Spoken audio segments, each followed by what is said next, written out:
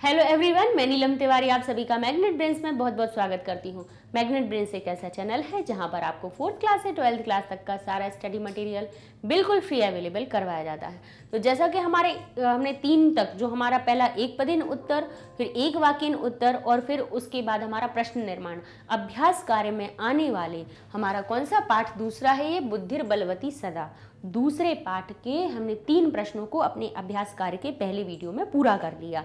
अब हम चलते हैं अपने अगले प्रश्न पर, जो है हमारा अधोलिखितानि वाक्यानि घटनाक्रमानुसारेण योज्यते। यानी इन ये जो वाक्य हैं अधोलिखित नीचे लिखे हुए वाक्यों को घटना के क्रम के अनुसार फिर से लिखिए। इसमें क्या लिखा है, इसमें कहानी के वाक्यों को लिखा है लेकिन उनको क्रम से नहीं लिखा हुआ है। जैसे कि अगर हम कहानी पढ़ें तो कहानी में क्या था कि एक बुद्धिमती नाम की स्त्री थी, वो अपने दोनों पुत्रों के साथ पिता के घर की तरफ जा रही थी। वहां पर उसने घने जंगल में एक व्याघ्र को देखा और उसको देखकर वो अपने पुत्रों को मारती हुई, पीटती हुई या थप्पड़ से मारती हुई कहती है, और वो भी ठिठाई करते हुए बोलती है कि क्यों एक एक बाघ को खाने के लिए लड़ते हो, मैं अभी एक है, एक व्याघ्र दिख रहा है, उसी को बांट कर खा लो, दोबारा से जब जो मिलेगा दूसरा तो उसको भी खा लेना, ठीक है। तो ऐसा सुनकर बाघ जो होता है वो भय से, डर से भाग जाता है। वो सोचता है कि ये वही व्याघ्रमारी है, मतलब जिसके बारे में बाघ को मारने वाली है, जिसके बारे में शास्त्र में सुना था। अब ऐसा जब उसको बाघ को भागते हुए देखता है तो एक सियार क्या पूछता है कि वो पूछता है कि क्यों भाग रहे हो आप, डर से क्यों भाग रहे हो, क्या हुआ?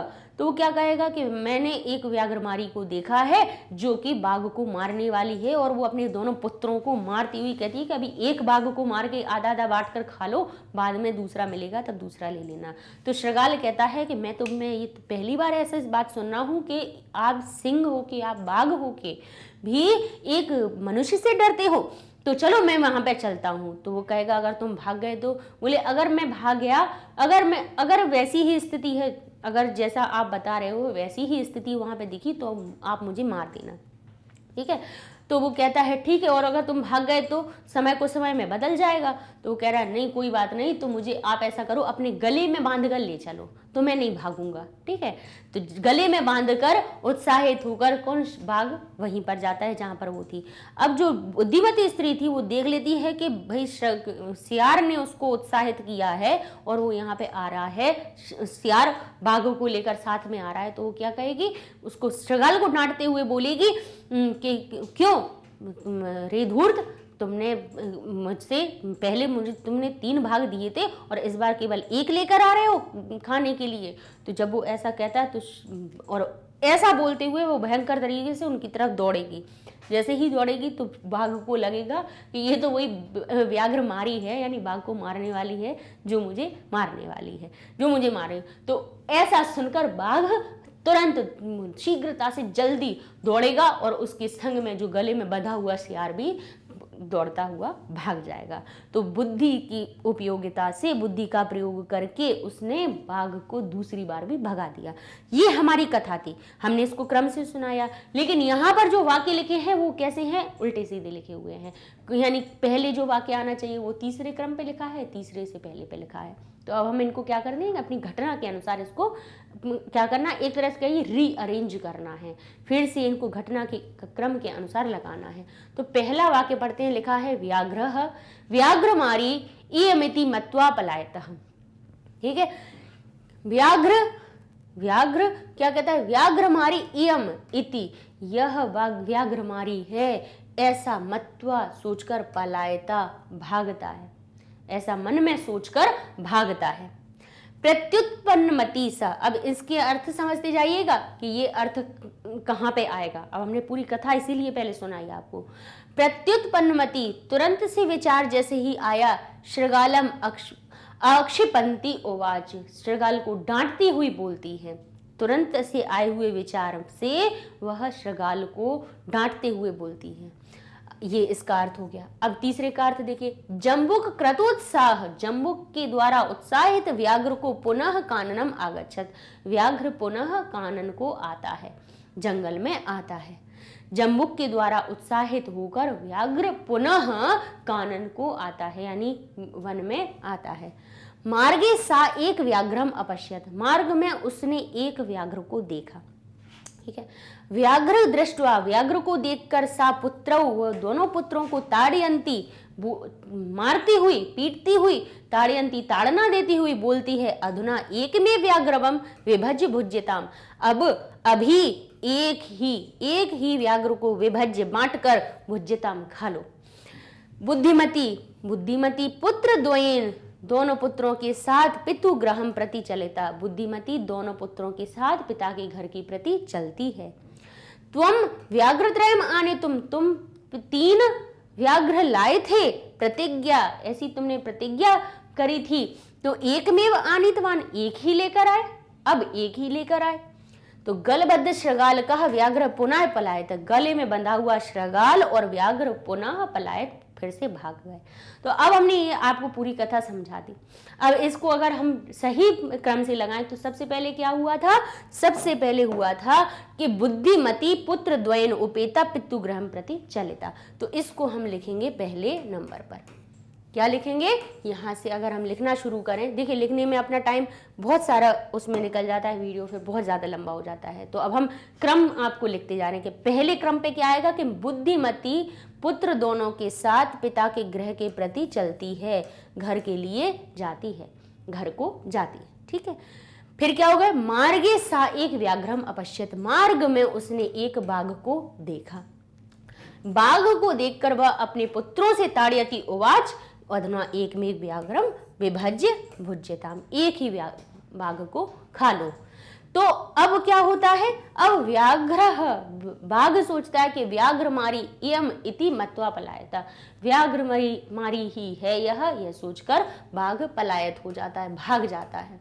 ठीक है, अब जब भाग जाता है तब फिर क्या होता है? बोले फिर जम्बुक उत्साह, जम्बुक क्रतु उत्साह व्याघ्र पुनः काननम अगच्छत, फिर से अब जब पहले भाग जाता है फिर जम्बुक उसको उत्साहित करता है, तो कहता है कि व्याघ्र पुनः कानन को आता है, फिर से वन में आता है। ठीक है, अब जब वन में आता है तो अब हमें इन तीनों में से देखेंगे कि पहले वो क्या कहेगी। बोले पहले प्रत्युत्पन्नी, उनको देखकर प्रति उत्पन्न, उनके प्रति उत्पन्न तुरंत बुद्धि से उस श्रगाल को कहती है, क्या कहती है कि त्वम बाघ्रत्रयम आने, तुम्हें तो 3 बाघ लाने थे, प्रतिज्ञा ऐसी तुमने प्रतिज्ञा की थी, एक में आनीतवान, एक ही लेकर आए। तो ये उसके बाद का 7वें नंबर का वाक्य हो जाएगा। फिर क्या होगा कि गलबद्ध श्रवाल का, गले में बंधा हुआ श्रगाल और बाघ पुनः पलायत, फिर से भाग जाते हैं। तो इस प्रकार से हमने अर्थ एक बार समझ में आ जाए, किसी भी देखिए पुस्तक को पढ़ना, उसका अर्थ जानना इसीलिए ज़रूरी होता है।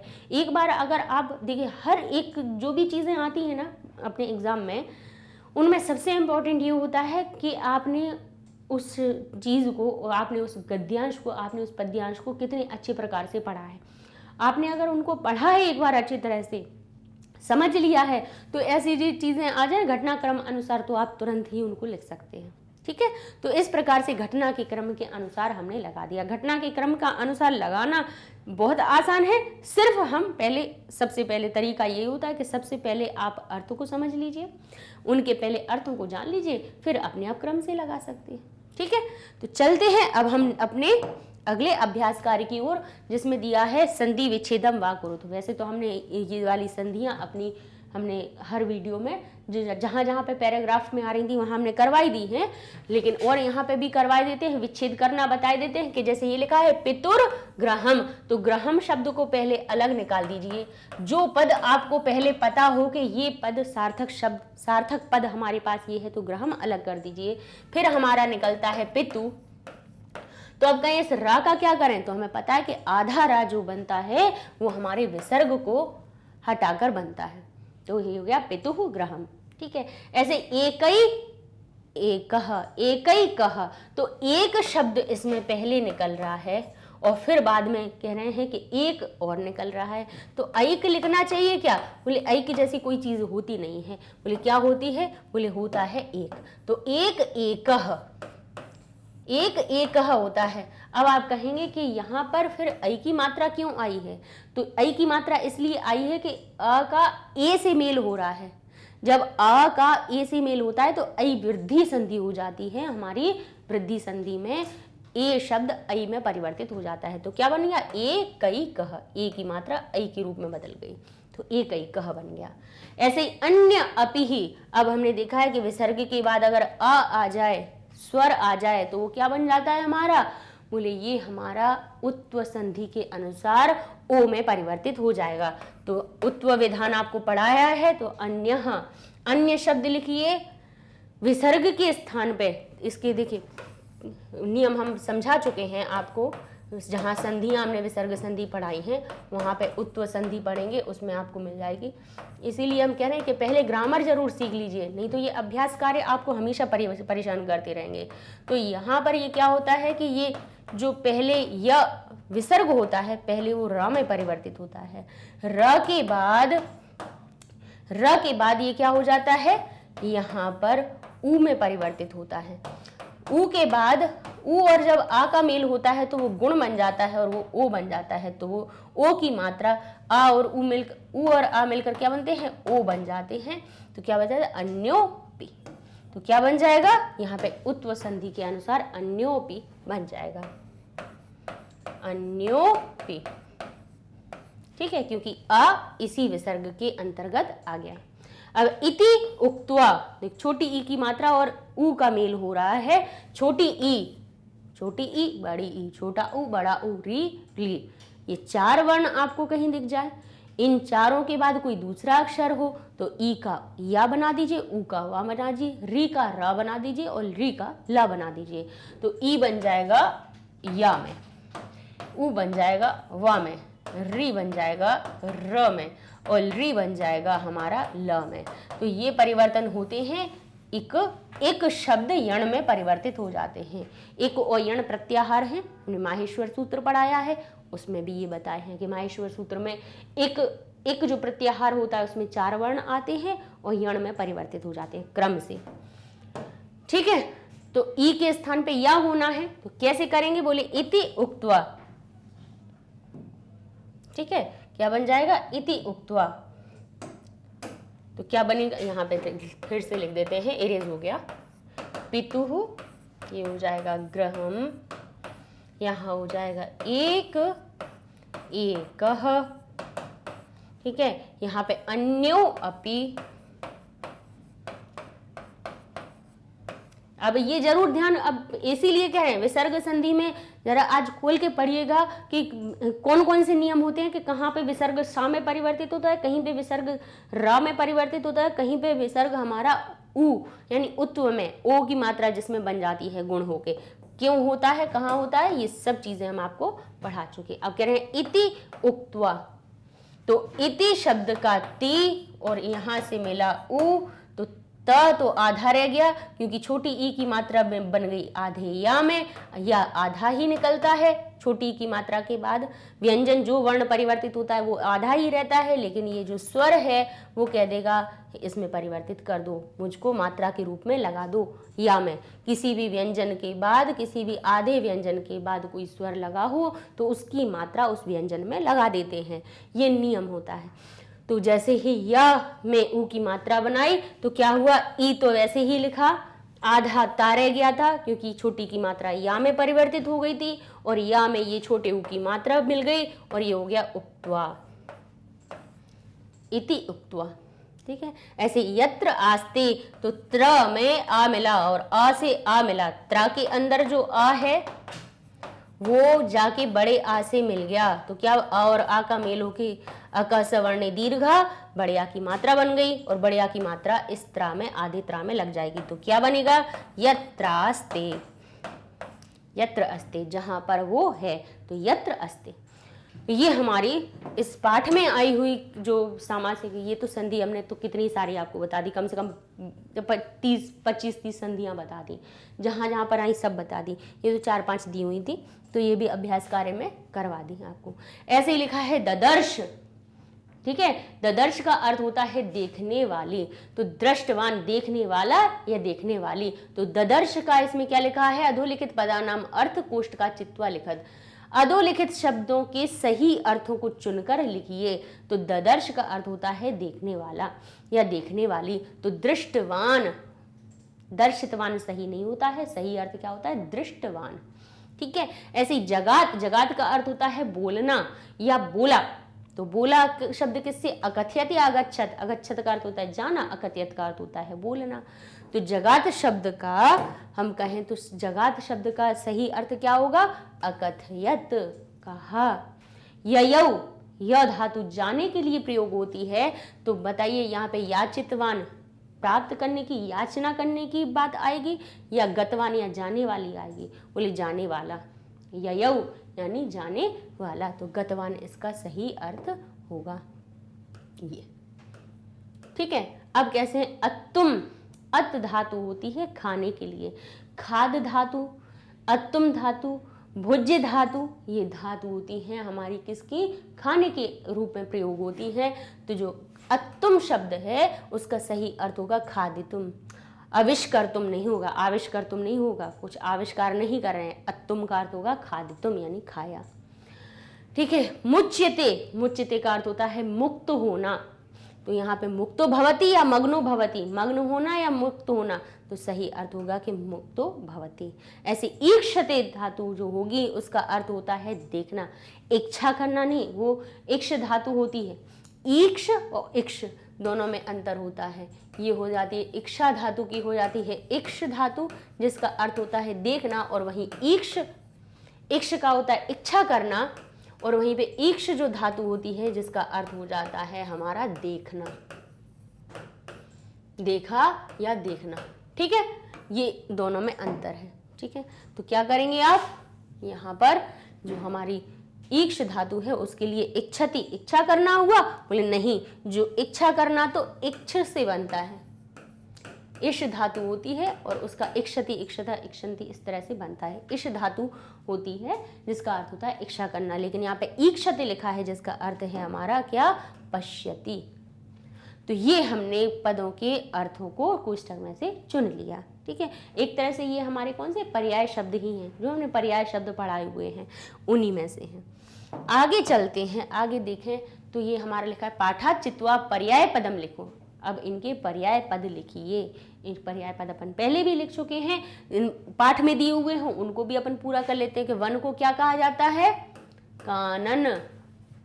पाठ में से चुनकर लिखना है। पाठ में कौन सा दिया हुआ है, हम और भी कुछ लिख सकते थे इसमें, लेकिन बोले हमने कानन शब्द क्यों लिखा, क्योंकि पाठ में कानन शब्द वन का पर्याय आया है, तो हमने कहा काननम। श्रगालः, श्रगाल को और क्या कहा गया है पाठ में, जम्बुकः। फिर कह रहे हैं शीघ्रम का, वहां पे शीघ्रम का पाठ में कौन सा पर्याय शब्द आया है, सत्वरम। ऐसे ही पत्नी शब्द का हमारे पाठ में क्या पर्याय शब्द आया है, भार्या। गच्छसी, गच्छसी शब्द का पर्याय शब्द तुम जाओ, तुम जाते हो, जो जाने का अर्थ है। गच्छसी शब्द का पर्याय शब्द कौन सा आया है पाठ में, यसी। ये हमारे हो गए पाठ के अर्थ। ठीक है। ये हमारे पाठ में दिए हुए जो शब्द थे उनके पर्याय शब्द हमने आपको बता दिए। ठीक है। तो यहाँ पर अब ये कुछ विपरीतार्थक हो गए, उनको भी देख लेते हैं। जैसे प्रथमः, पहला, तो कहेंगे अंतिमः, आखिरी। पहला दूसरा भी कर सकते हैं उल्टा, एक पहला का आखिरी, तो क्या कहेंगे, प्रथमः, तो क्या कहेंगे हम, द्वितीय लिख दीजिए। पहले का बोले दूसरा, पहला उल्टा हुआ उसका दूसरा, तो लिखेंगे द्वितीय।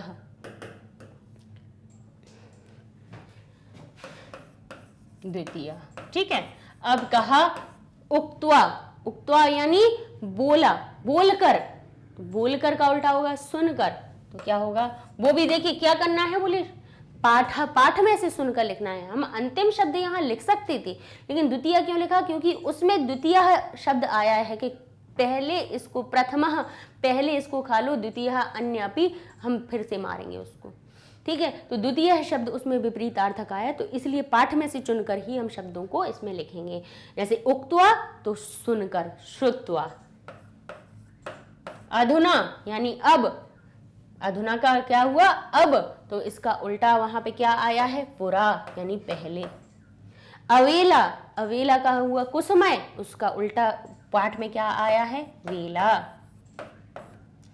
वेला यानी समय।